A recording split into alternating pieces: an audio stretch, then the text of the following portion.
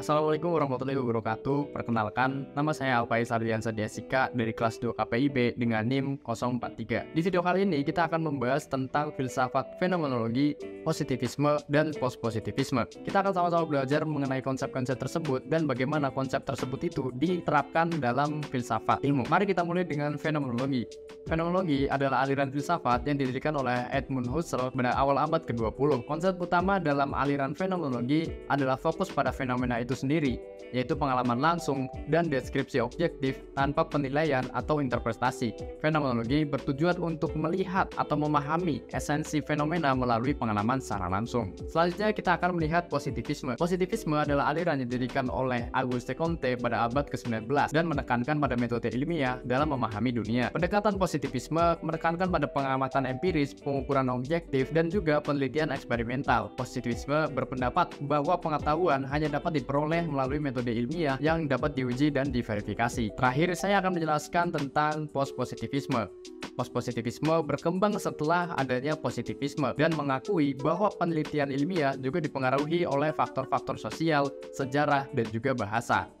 Dalam postpositivisme, peneliti diharapkan menyadari adanya bias dan asumsi dalam penelitian mereka. Pendekatan ini mengajarkan kita untuk melihat pengetahuan sebagai hasil interaksi antara peneliti dan objek penelitian. Lalu, bagaimana konsep-konsep ini diterapkan dalam filsafat ilmu?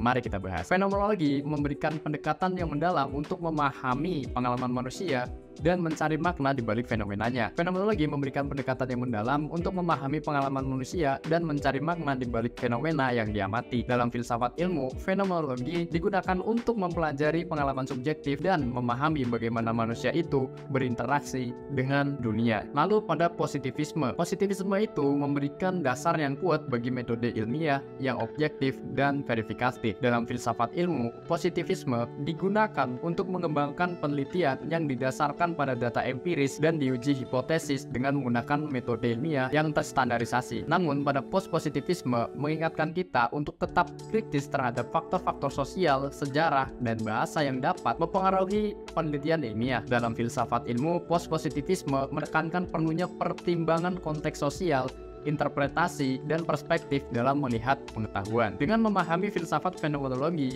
positivisme, dan postpositivisme, kita dapat memperkaya pemahaman kita tentang filsafat ilmu.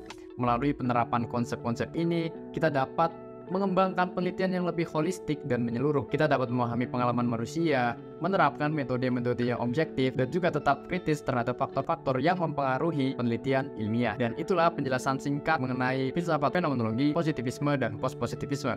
Terima kasih telah menonton video ini. Semoga penjelasan singkat filsafat fenomenologi, positivisme, dan postpositivisme bisa memberikan wawasan baru dalam memahami filsafat ilmu. Terima kasih telah menonton. Saya Alfaiz Ardiansa pamit undur diri. Assalamualaikum warahmatullahi wabarakatuh.